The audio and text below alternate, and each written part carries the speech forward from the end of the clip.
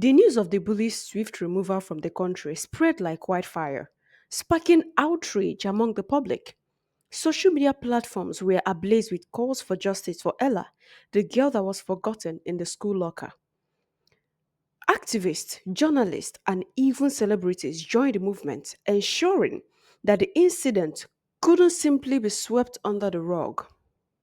Ella's parents, devastated but determined, refused to let their daughter's suffering go unanswered. They hired a team of top notch lawyers and private investigators to build a case against the bullies, their parents, and those who facilitated their escape. The investigators uncovered a trail of corruption involving school administrators and immigration officers who had expedited the bullies' departure. Meanwhile, Ella remained in the hospital, fighting for her life. Her body bore the scars of the brutal assault, and her spirit, though wounded, was unbroken. Her parents supported her. An ever growing community of supporters vowed to ensure that those responsible faced justice. The investigators tracked the bullies to their new locations scattered across different countries. Legal petitions were filed in each jurisdiction, backed by international human rights organizations. The evidence against the bullies, including video recordings of the assault, was irrefutable. Pressure mounted on the countries harboring them to extradite the offenders. Months later, the bullies were extradited back to face trials. The courtroom was packed with reporters, activists, and members of the public who had followed Ella's story. The bullies, once smug and untouchable, now faced the full weight of the law. They were charged with multiple counts, including aggravated assault, harassment, and conspiracy. Ella's recovery was a long, painful journey. Physically, she endured multiple surgeries to repair the damage inflicted on her.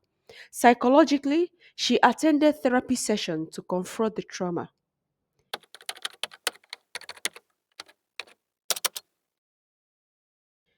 Ella's mother, Sandra, sat by her daughter's hospital bed, her hand gently stroking Ella's hair. Her husband leaned against the wall, his arm crossed, as he gazed out the window. The quiet hum of hospital equipment filled the room, underscoring the heavy silence between them. Sandra finally said, her voice trembling, "This place holds too many bad memories." She needed a fresh start, somewhere safe, somewhere familiar. Mark turned to look at his wife, his eyes softening. "You are thinking of Canada, aren't you?" Sandra nodded. "Canada is home, Mark. It's where she was happiest before we made the mistake of sending her to a boarding school. I'll quit my job if I have to. I just want to be with her every step of the way." He sighed, running a hand through his hair. "Then we'll go to Canada."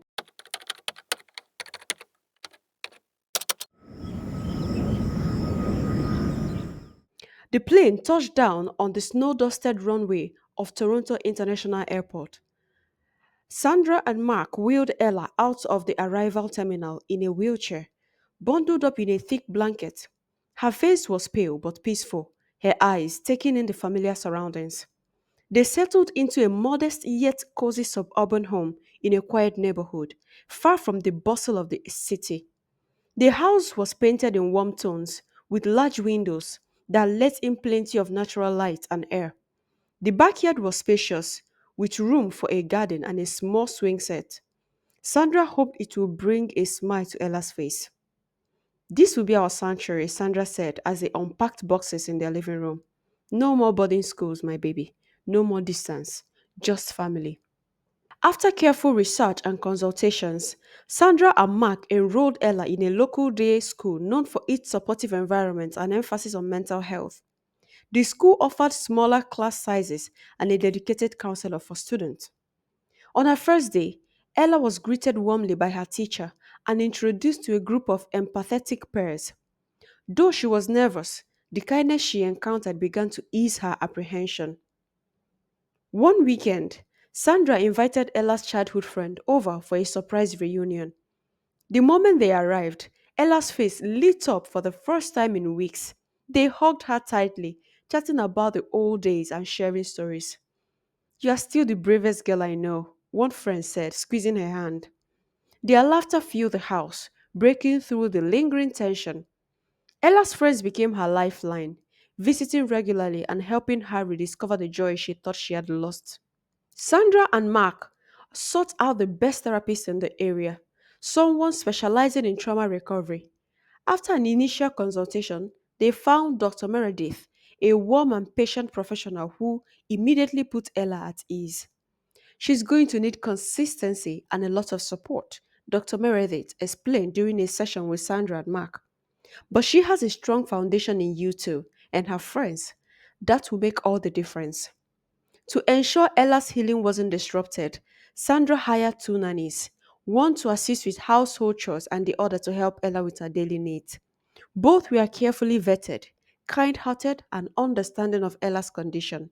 With her parents by her side, a nurturing school environment, supportive friends, and a team of professionals helping her heal, Ella began to smile more often. The nightmares became less frequent, and her laughter, though faint at first, grew stronger each day. Sandra watched her daughter one afternoon sitting on a backyard swing with her friends. Their voice carried on the crisp autumn breeze.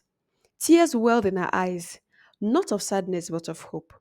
"We're going to be okay," she whispered to Mark, who stood beside her. She gradually returned to her studies, participated in extracurricular activities, and even began speaking at local events about her experience, advocating for mental health awareness and anti bullying campaigns.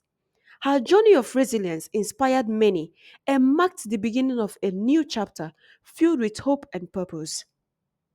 Children that were bullied began to speak up, and with Ella's story, people began to look deeper into bullying.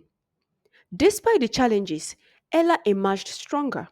Her story had inspired millions, and she decided to use her platform to advocate against bullying and violence.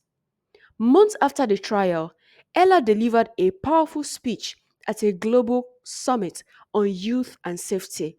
Her voice trembled with emotion as she recounted her ordeal, but her message was clear.